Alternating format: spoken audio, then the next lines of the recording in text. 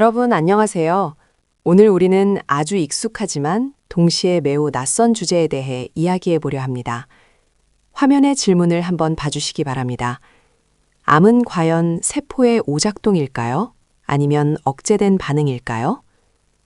우리는 보통 암을 세포가 통제 불능 상태에 빠져 제멋대로 증식하는 일종의 치명적인 오류라고만 생각합니다. 마치 기계가 고장난 것처럼 말이죠. 하지만 여기에는 우리가 미처 몰랐던 또 다른 시각이 존재합니다. 혹시 암이 우리 몸을 보호하기 위해 선택된 극단적이고 억제된 생존 반응은 아닐까요? 가운데 보이는 이 세포 이미지는 단순한 생물학적 구조를 넘어 생존을 위한 치열한 투쟁의 결과물일지도 모릅니다. 오늘 이 시간에는 암 발생의 이면에 숨겨진 복잡한 메커니즘을 파헤쳐보고 기존의 상식을 뒤집는 새로운 치유의 패러다임을 여러분과 함께 깊이 있게 논의해보고자 합니다. 그럼 본격적인 발표를 시작하겠습니다. 다음으로는 이번 발표의 핵심 인물인 마크 린턴에 대해 소개해드리겠습니다. 마크 린턴은 전문 연구원이 아닌 시민 과학자로서 기존의 과학계에 새로운 시선을 제시한 인물입니다. 그의 이력은 조금 독특한데요. 원래는 그래픽 디자이너로 활동하던 분이었습니다. 하지만 특정 진단을 받은 이후 본인의 건강 문제를 스스로 해결하고자 8년이라는 긴 시간 동안 철저한 문헌 연구를 수행했습니다. 단순한 포털 검색 수준이 아니라 학계에서 검증된 동료 평가 논문들을 깊이 있게 분석한 것이죠. 화면 중앙에 보이는 것처럼 연구 기간만 무려 8년에 달합니다. 이렇게 끈기 있게 축적된 그의 연구 성과는 전문가 패널로부터 10점 만점에 7.4점이라는 상당히 높은 평가를 받았습니다. 전공자가 아님에도 불구하고 전문가 집단에서 인정받을 만큼의 객관성과 신뢰성을 확보한 셈이죠. 디자이너의 창의적인 시각과 과학적 데이터가 만나 어떤 변화를 만들어냈을지 다음 슬라이드부터 본격적으로 확인해 보겠습니다. 여러분, 우리는 지금까지 암에 대해 어떻게 배워왔을까요? 아마 대다수의 전공서적이나 교양 수업에서 가장 먼저 접하는 내용은 바로 체세포 돌연변이 이론일 것입니다. 화면의 왼쪽 DNA 모델이 보여주듯 이 이론의 핵심 주장은 암이 DNA의 돌연변이가 축적되어 발생하는 유전적 사고라는 것입니다. 즉, 세포가 분열하는 과정에서 생기는 오류들이 쌓여 결국 통제할 수 없는 상태가 된다는 것이 지금까지 학계의 지배적인 의견이었습니다. 그런데 여기서 우리는 한 가지 중요한 의문점에 부딪히게 됩니다. 옆에 있는 주사위 그림이 의미하는 것처럼 이 이론에 따르면 암은 마치 유전자 복권에 당첨되는 것과 같습니다. 다시 말해 암이라는 질병을 내가 조절할 수 없는 무작위적이고 불운한 사건으로만 여기게 된다는 점입니다. 과연 암은 정말로 우리가 어찌할 수 없는 운의 영역일 뿐일까요? 이 질문을 시작으로 오늘 이야기를 이어가 보겠습니다. 자, 이제 암 연구에서 발견되는 첫 번째 모순에 대해 이야기해 보겠습니다. 바로 무작위성 속에 숨겨진 일관성입니다. 화면 왼쪽의 무작위성 이미지를 먼저 봐주세요. 여러 색깔의 파편들이 아무런 규칙 없이 흩어져 있는 모습이죠. 이것은 암세포의 유전자 돌연변이를 상징합니다. 실제로 암 환자의 종양을 분석해보면 같은 종양 내에서도 유전자 돌연변이는 마치 주사위를 던진 것처럼 정말 무작위로 발견됩니다. 겉으로 보기에는 아무런 질서도 법칙도 없는 혼돈 그 자체로 보입니다. 그런데 여기서 아주 흥미로운 질문이 생깁니다. 가운데 물음표가 암시하듯이 어떻게 이런 무작위적인 사고들이 매번 동일하고 정교한 결과를 만들어낼 수 있을까요? 화면 오른쪽의 일관성 부분을 보시면 왼쪽과는 대조적으로 아주 정돈된 파란색 큐브들을 볼 수 있습니다. 신기하게도 암은 발생 원인이나 돌연변이의 종류가 제각각임에도 불구하고 결과적으로는 성장, 전이, 대사 방식 등에서 매우 뚜렷하고 공통된 특징을 공유합니다. 우리는 이것을 암의 홀마크, 즉 주요 특징이라고 부릅니다. 결국 개별적인 돌연변이는 무질서해 보이지만 그 결과로 나타나는 암의 생물학적 행태는 놀라울 정도로 일관적이라는 것이 암이 가진 첫 번째 모순입니다. 이 간극을 이해하는 것이 암 정복을 위한 중요한 열쇠가 됩니다. 다음으로 살펴볼 두 번째 모순은 숫자가 증명하는 부족함입니다. 화면 중앙에 아주 크게 적힌 1.7이라는 숫자가 보이시죠? 최신 연구 결과에 따르면 놀랍게도 암세포 하나당 발생하는 평균 돌연변이 수는 단 1.7개에 불과하다고 합니다. 여러분도 아시다시피 암은 인류가 정복하지 못한 아주 복잡하고 치명적인 질병입니다. 그런데 그런 강력한 질병이 고작 1.7개의 변이만으로 발생한다는 것은 상식적으로 선뜻 이해하기 어려운 부분입니다. 암이라는 거대한 생물학적 현상을 설명하기에 1.7이라는 숫자는 턱없이 부족해 보이기 때문입니다. 결국 이 데이터가 우리에게 시사하는 바는 명확합니다. 암의 근본적인 원인이 단순히 개별적인 유전자 변이 그 자체에만 있는 것이 아닐 수도 있다는 점입니다.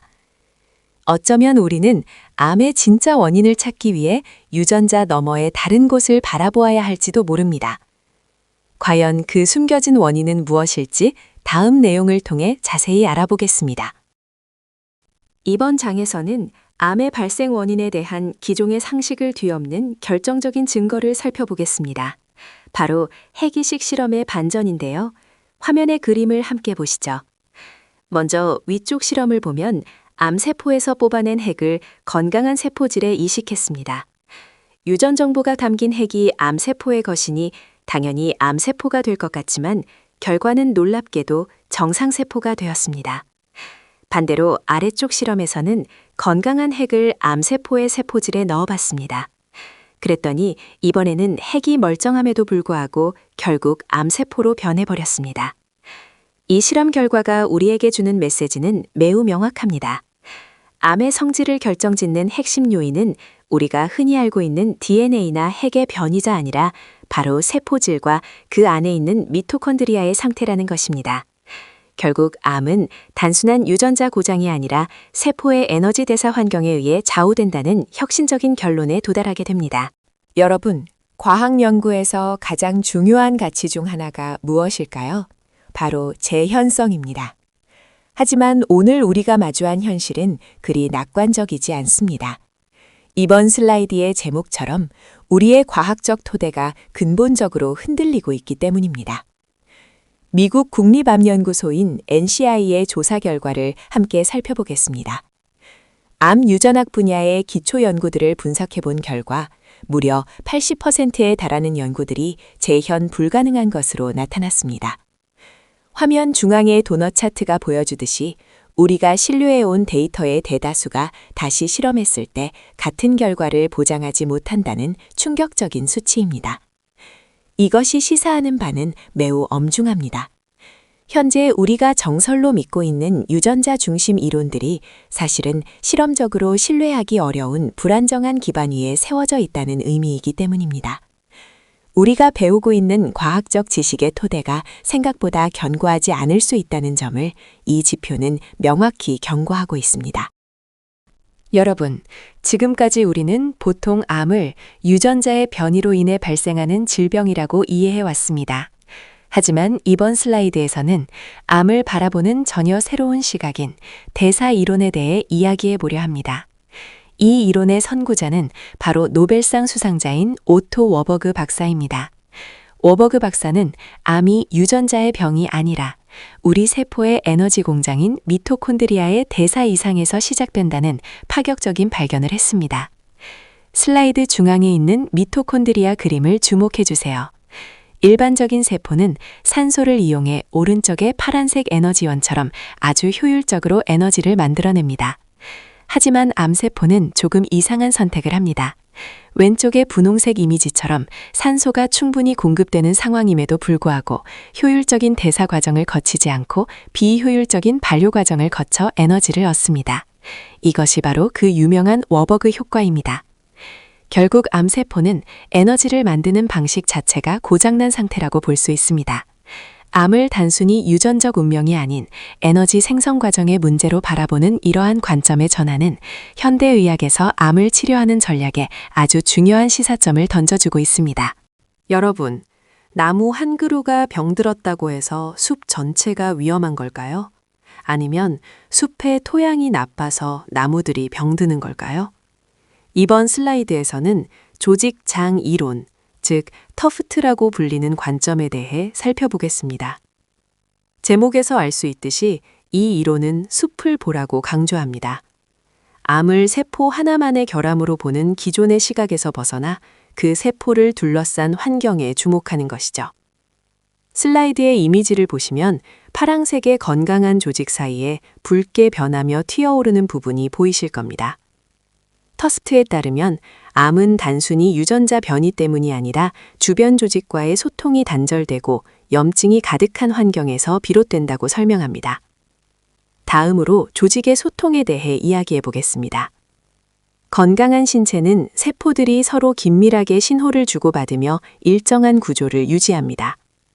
하지만 어떤 이유로든 이 건강한 조직 구조가 무너지게 되면 세포들은 자신이 무엇을 해야 할지 또 어디로 가야 할지 방향을 잃게 됩니다. 즉, 질서가 파괴된 환경이 정상세포를 암세포처럼 행동하게 만든다는 것이 이 이론의 핵심입니다. 결국 우리가 암을 제대로 이해하기 위해서는 개별세포라는 나무를 넘어 조직이라는 전체 숲의 조화와 환경을 반드시 고려해야 한다는 점을 기억해 주시기 바랍니다. 자, 이제 오늘 발표의 마지막 질문을 여러분께 던지며 마무리하려고 합니다. 화면의 제목처럼 우리는 아주 근본적인 의문을 가져야 합니다. 암세포는 정말 아무런 이유 없이 미쳐버려서 제멋대로 증식하는 존재일까요? 아니면 우리 몸속의 생존을 위협하는 가혹한 환경에 의해 억제당한 결과로 어떻게든 살아남기 위해 필사적인 생존 반응을 보이고 있는 것일까요? 만약 암세포가 단순히 고장난 것이 아니라 환경에 적응하려는 반응체라면 우리는 단순히 세포를 공격하는 것을 넘어 그 세포가 처한 환경을 바꾸는 데 집중해야 합니다. 이 질문에 어떤 답을 내리느냐에 따라 우리가 질병을 바라보는 관점과 치유의 방식 자체가 완전히 뒤바뀔 수 있습니다. 가운데 보이는 열린 문 너머의 밝은 빛처럼 암을 바라보는 우리의 시각도 이제는 두려움을 넘어 새로운 패러다임으로 나아가야 할 때입니다. 여러분은 이 질문에 대해 어떤 답을 내리시겠습니까? 경청해주셔서 감사합니다. 여러분 반갑습니다. 오늘 우리는 생명의 가장 작은 단위인 세포가 벌이는 아주 특별하고도 비밀스러운 전쟁에 대해 이야기해 보려 합니다. 슬라이드의 제목인 병원체 하이제킹 모델이라는 생소한 표현에 주목해 주시기 바랍니다. 보통 우리는 암이라고 하면 우리 몸을 무너뜨리는 외부의 공격이나 치명적인 오류라고만 생각하기 쉽습니다. 하지만 오늘 제가 들려드릴 이야기는 조금 다릅니다. 암은 어쩌면 세포가 무차별적인 병원체의 공격으로부터 자신을 지키기 위해 선택한 가장 처절하고도 필사적인 방어의 기록일지도 모릅니다. 화면 속 이미지를 보시면 부드러운 분홍빛 속에 단단한 방패와 여러 겹의 보호막이 세포를 감싸고 있는 모습을 볼 수 있습니다. 이것은 세포가 자신의 터전인 우리 몸을 지키기 위해 벌이는 소리 없는 사투를 상징합니다. 이제 여러분이 가진 기존의 의학적 시각을 잠시 내려놓고 가장 열린 마음으로 세포의 진심 어린 이야기에 귀를 기울여 보셨으면 합니다. 과연 세포는 무엇을 위해 이토록 치열하게 싸우고 있는 걸까요? 그 흥미로운 여정을 지금부터 함께 시작해 보겠습니다. 다음으로 우리 세포가 위기 상황에서 어떻게 대처하는지 로버트 나비오 박사의 세포 위험 반응, 즉 CDR 모델을 통해 알아보겠습니다. 화면의 왼쪽을 보시면 세포의 평화로운 상태가 그려져 있습니다. 평상시 세포는 마치 아주 효율적인 에너지 공장과 같은데요. 산화적 인산화라는 과정을 통해 우리 몸에 필요한 에너지를 가장 최적의 상태로 생산해냅니다. 하지만 외부에서 감염과 같은 위협이 감지되면 세포는 즉시 일상의 평화를 멈춥니다. 오른쪽의 경보 상태를 보시면 공장의 굴뚝이 멈추고 방패를 든 방어 태세로 바뀐 것을 알 수 있습니다. 이때 세포는 에너지 생산 효율을 포기하고 바르부르크 대사라는 비상체제로 전환하게 됩니다. 여기서 우리가 꼭 기억해야 할 사실은 이러한 변화가 세포의 기능이 망가진 결과가 아니라는 점입니다. 오히려 외부 침입으로부터 자신을 지키기 위해 철저히 계산된 계획적인 비상조치인 것이죠. 우리 몸의 세포가 생존을 위해 어떤 결단을 내리는지 잘 보여주는 대목입니다. 여러분, 암세포가 에너지를 만드는 독특한 방식인 바르부르크 효과에 대해 들어보셨나요? 암세포는 산소가 충분한 상황에서도 효율적인 에너지 생산 경로 대신 에너지를 아주 조금밖에 못 만드는 비효율적인 해당 작용을 선택합니다. 대체 암세포는 왜 이런 비합리적인 행동을 하는 걸까요? 기존 의학에서는 이를 세포의 대사 기능이 고장난 상태, 즉 일종의 오류로 보았습니다. 하지만 최근에는 이를 단순한 고장이 아닌 암세포만의 의도적인 격리 전략으로 재해석하고 있습니다. 슬라이드의 그림을 보시면 세포가 마치 단단한 성벽을 쌓은 요새처럼 묘사되어 있죠. 이것이 바로 핵심입니다. 세포는 외부의 침입자에게 소중한 에너지를 빼앗기지 않기 위해 그리고 자신의 내부 환경을 철저히 요새화하기 위해 에너지 효율이라는 이득을 과감히 포기한 것입니다. 결국 암세포는 에너지를 적게 얻더라도 방어막을 두껍게 쌓아 생존을 보장받는 길을 선택한 셈입니다. 즉, 바르부르크 효과는 세포의 무능함이 아니라 극한의 환경에서 살아남기 위한 고도의 생존 전략이라고 이해할 수 있습니다. 여러분, 이번 슬라이드에서는 암이라는 질병을 조금 색다른 관점에서 바라보고자 합니다. 제목에 있는 운전대를 잡은 불청객이라는 표현에 주목해 주시기 바랍니다. 보통 우리는 암이 세포의 기능이 단순히 상실된 상태라고 생각하기 쉽지만 사실은 그렇지 않습니다. 박테리아나 곰팡이와 같은 외부 병원체들이 세포 내부로 침투해 세포의 신호 전달 경로를 장악, 즉 하이제킹한 상태라고 볼 수 있습니다. 그림에서 보시는 것처럼 원래 세포의 주인이어야 할 시스템 대신 외부에서 온 존재들이 운전대를 잡고 있는 모습이죠. 이 불청객들은 세포의 면역 체계를 억제하고 자신들이 생존하기에 가장 유리한 환경을 만들기 위해 세포를 적극적으로 조종합니다. 우리는 이러한 메커니즘을 억제 기반 질병이라고 정의합니다. 암을 이해하기 위해서는 세포가 스스로 고장난 것이 아니라 누군가에 의해 조종당하고 있다는 이 관점의 전환이 매우 중요합니다. 여러분, 지금까지 우리는 암 조직이 균이 없는 무균 상태라고 믿어왔습니다. 하지만 최근 연구들은 이 상식을 완전히 뒤집고 있습니다. 이번 슬라이드에서는 종양 내 미생물군, 즉 튜머 마이크로바이옴이 존재한다는 강력한 증거들을 살펴보겠습니다.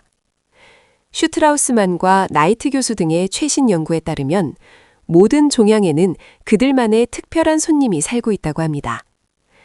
연구진은 거의 모든 유형의 종양 내부에서 그 종양만이 가진 고유한 박테리아와 곰팡이의 서명, 즉 시그니처를 발견해냈습니다. 화면 중앙의 이미지처럼 암세포 안에는 미생물들이 복잡한 네트워크를 이루며 존재하고 있는 것이죠.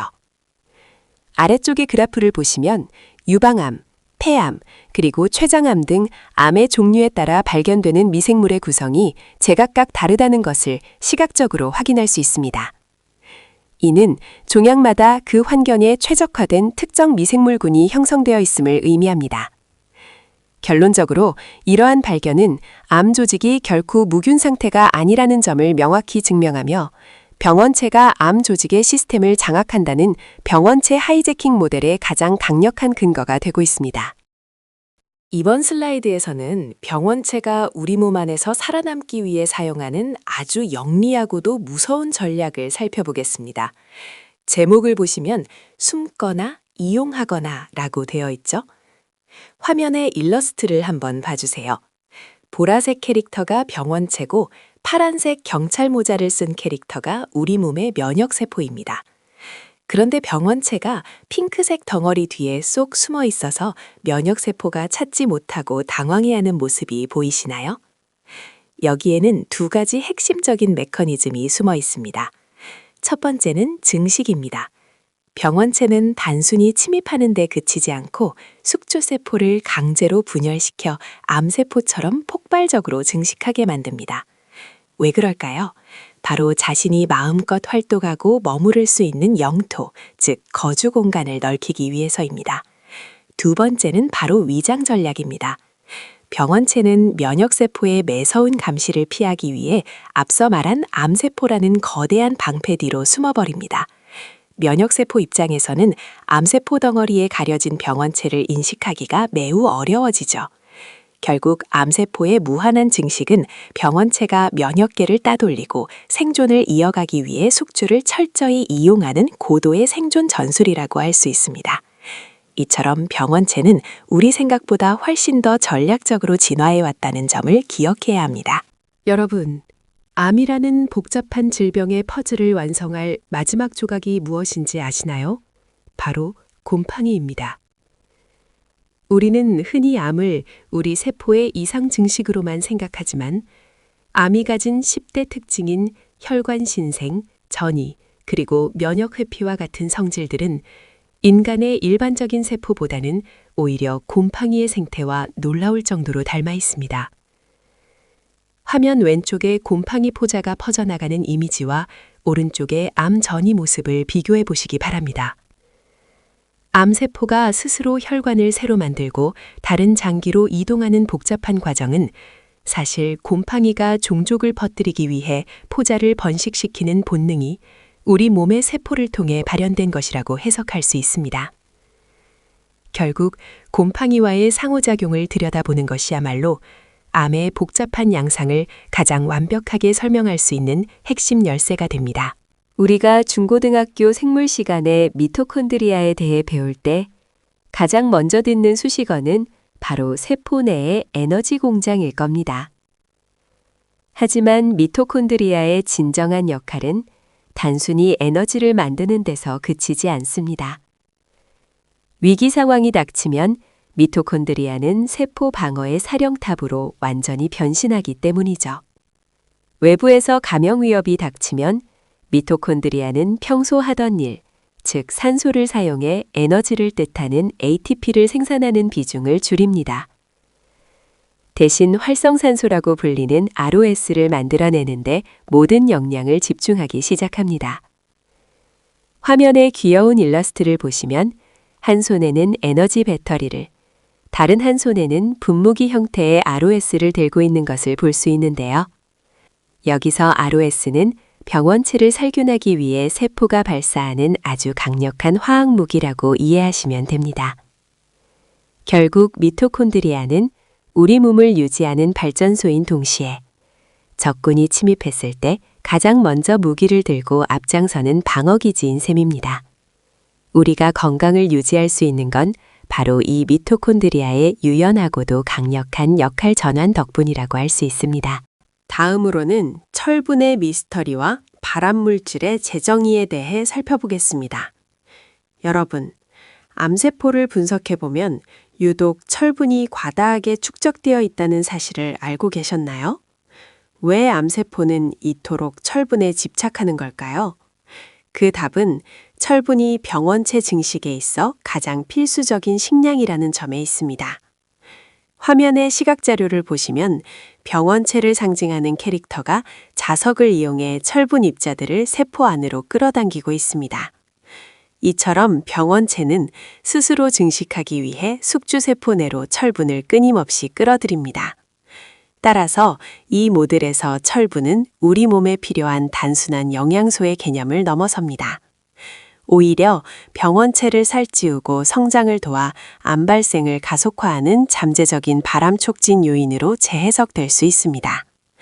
우리가 기존에 알고 있던 철분의 역할에 대해 다시 한번 비판적으로 생각해보게 만드는 지점입니다. 이번 장에서는 흩어져 있던 20가지 미스터리를 하나로 묶어주는 통합의 원리에 대해 이야기해보려 합니다. 사실 기존의 유전자 돌연변이 이론만으로는 암이 가진 미세하고 복잡한 특징들을 전부 설명하기에 한계가 있었습니다.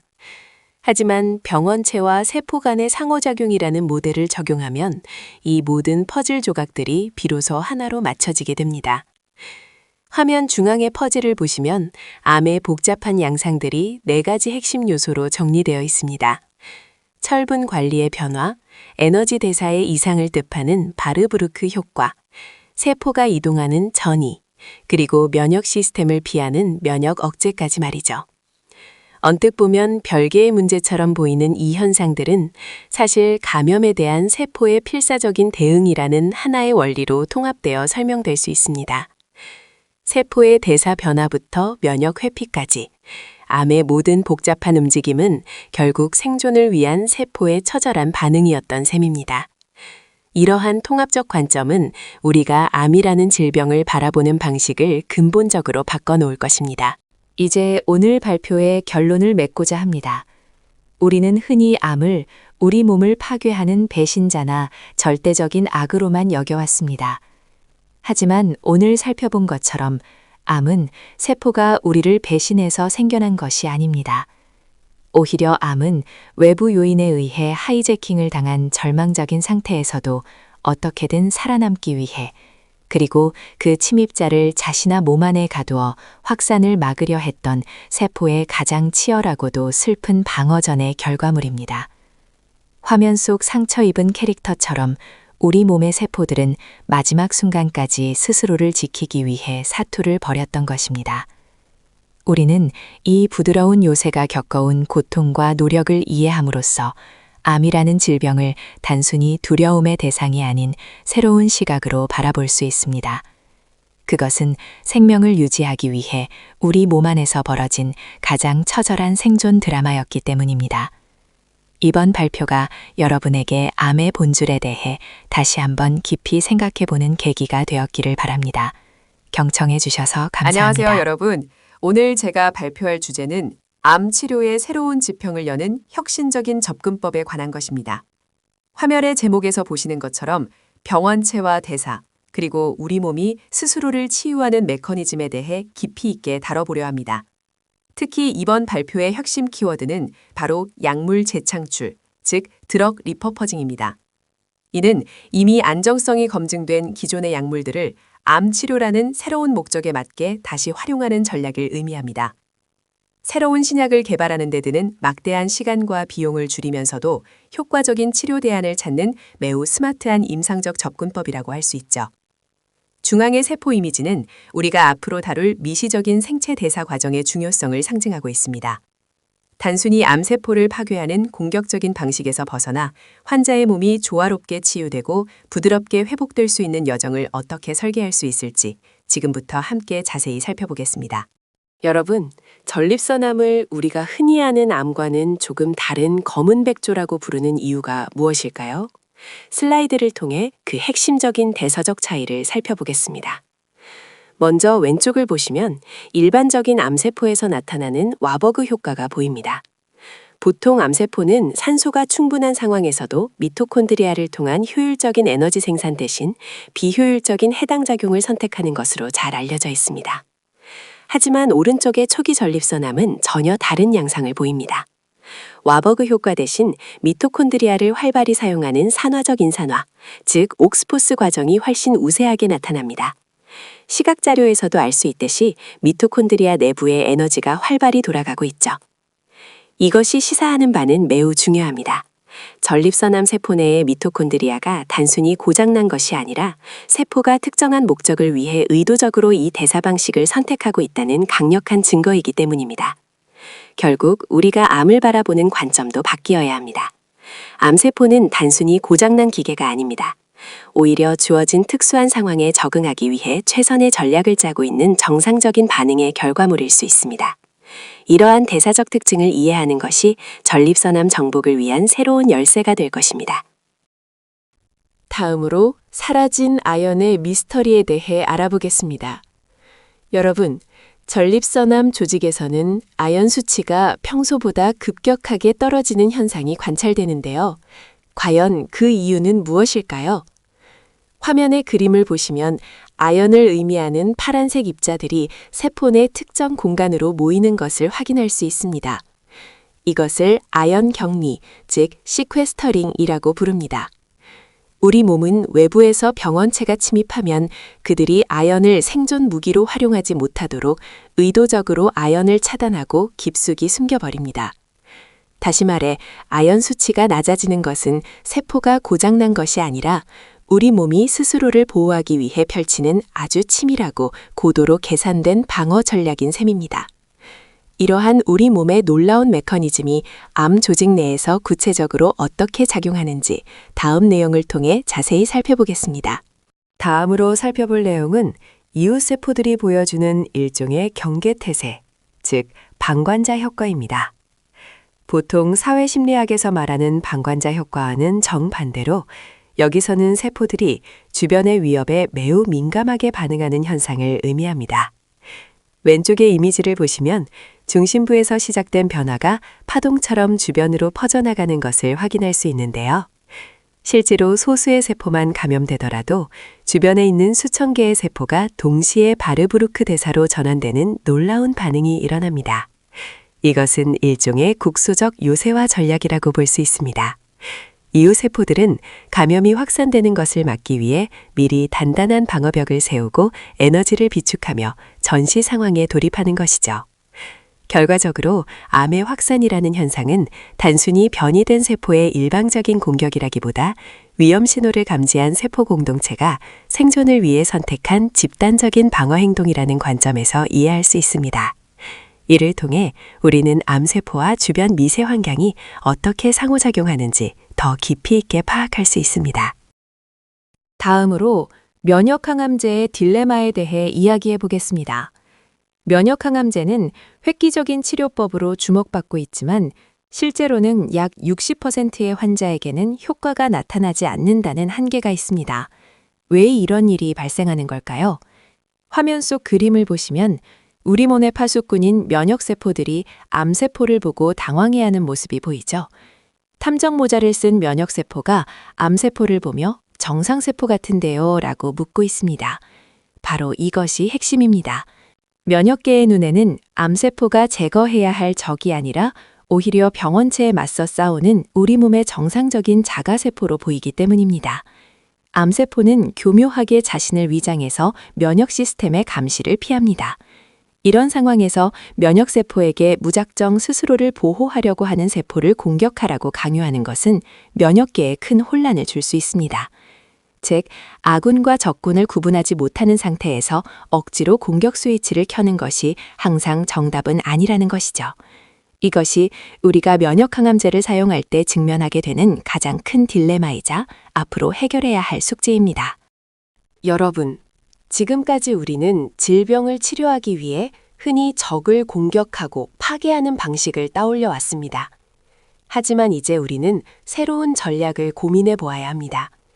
바로 공격이 아닌 환경의 개선입니다. 슬라이드 왼쪽에 보이는 전쟁이라는 개념은 지금까지의 전형적인 치료 방식과 닮아 있습니다. 세포를 직접적으로 타격하고 병원균과 싸워 이기는 것에 집중하죠. 하지만 이러한 방식은 때로 우리 몸에 큰 무리를 주기도 합니다. 그래서 우리는 오른쪽의 항상성, 즉 평화의 상태로 나아가는 새로운 패러다임을 제안합니다. 무작정 세포를 파괴하는 대신 세포 스스로 경계태세를 풀고 안정적인 상태로 돌아올 수 있게 도와준다면 어떨까요? 여기서 핵심적인 수단이 되는 것이 바로 약물 재창출 전략입니다. 이미 안정성이 검증된 기존 약물들을 새롭게 활용하여 병원체를 효과적으로 제어하는 동시에 흐트러진 대사 환경을 다시 안정시키는 것입니다. 결국 우리의 궁극적인 목표는 소모적인 전쟁을 멈추고 신체의 평화를 회복하는 것입니다. 단순히 질병을 몰아내는 것을 넘어 우리 몸이 스스로 균형을 되찾을 수 있도록 환경을 만들어주는 이 전략이야말로 우리가 지향해야 할 치료의 새로운 방향이라고 할 수 있습니다.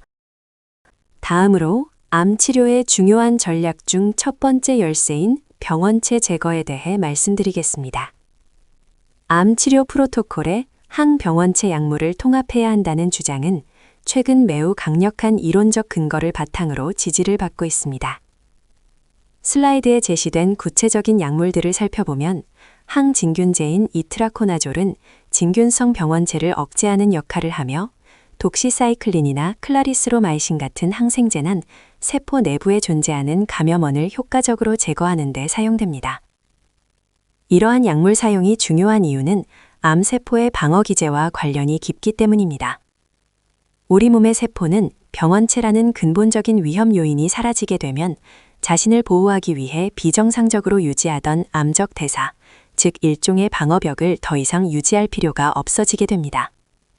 결국 감염원이라는 원인을 해결함으로써 암세포가 스스로의 방어 기제로 내려놓게 만드는 것이 이 치료 전략의 핵심이라고 이해하시면 되겠습니다. 다음으로 살펴볼 두 번째 핵심 열쇠는 바로 대사 안정화입니다. 우리 몸속의 병원체나 암세포가 가장 좋아하는 연료가 무엇인지 아시나요? 바로 포도당과 글루타민입니다. 이들은 이 연료를 바탕으로 무섭게 증식하기 때문에 우리는 이들의 에너지 공급원을 적절히 조절할 필요가 있습니다. 왼쪽의 이미지를 보시면 수도꼭지 같은 장치가 보이실 텐데요. 여기에 표시된 메트포르민은 과도한 혈당 공급을 차단하는 역할을 합니다. 말 그대로 병원체가 먹고 자랄 수 있는 먹이를 줄이는 셈입니다.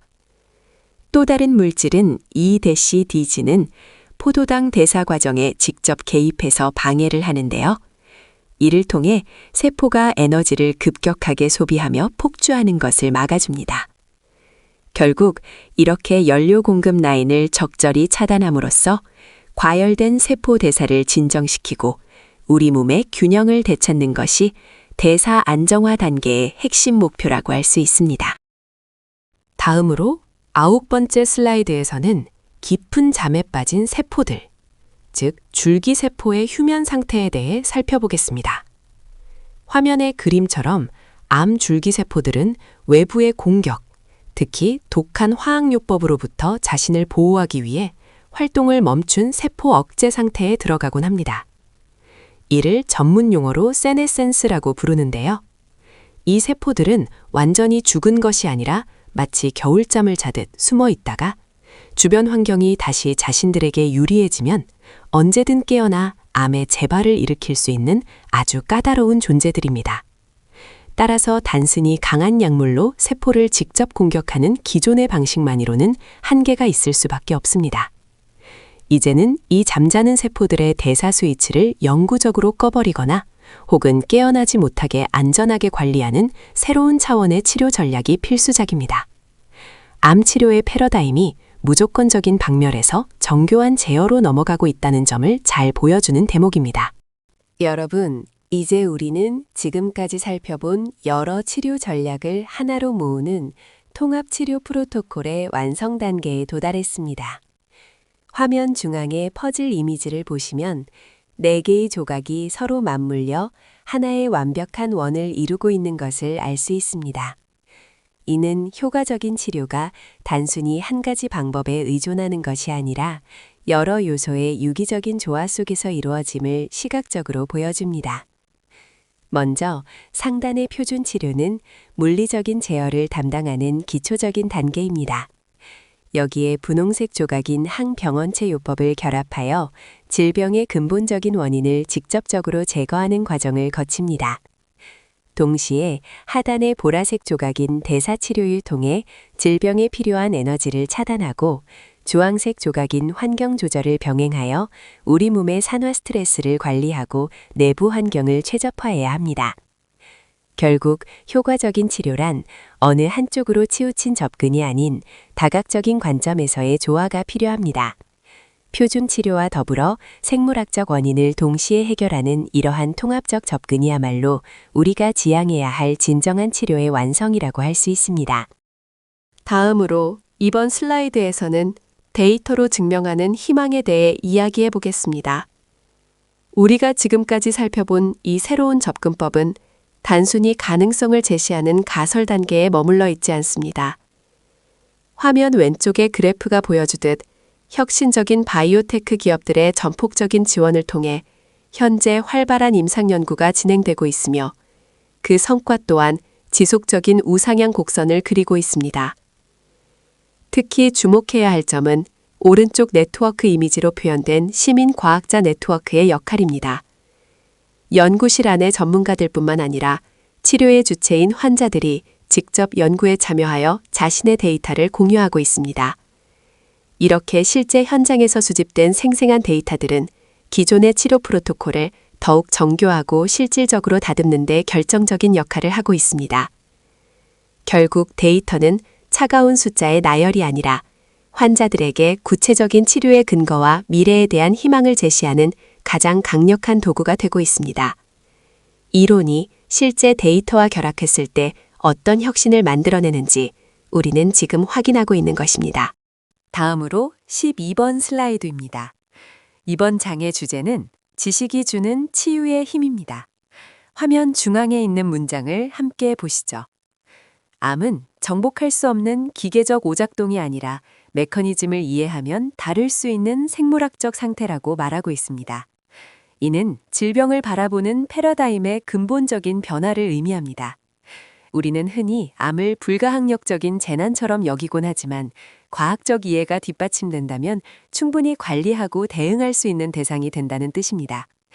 이제 우리는 막연한 공포에 사로잡히는 대신 데이터를 바탕으로 한 구체적인 전략을 가질 수 있게 되었습니다.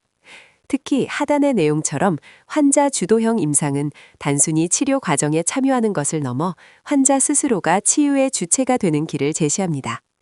여러분도 이번 강의를 통해 지식이 단순한 정보를 넘어 어떻게 삶을 변화시키는 실질적인 힘이 되는지 다시 한번 생각해보는 계기가 되었으면 합니다. 하던 대로 수동적인 학습에 머물지 않고 문제의 메커니즘을 정확히 파악하여 해결책을 찾아가는 주도적인 태도를 갖추길 바랍니다.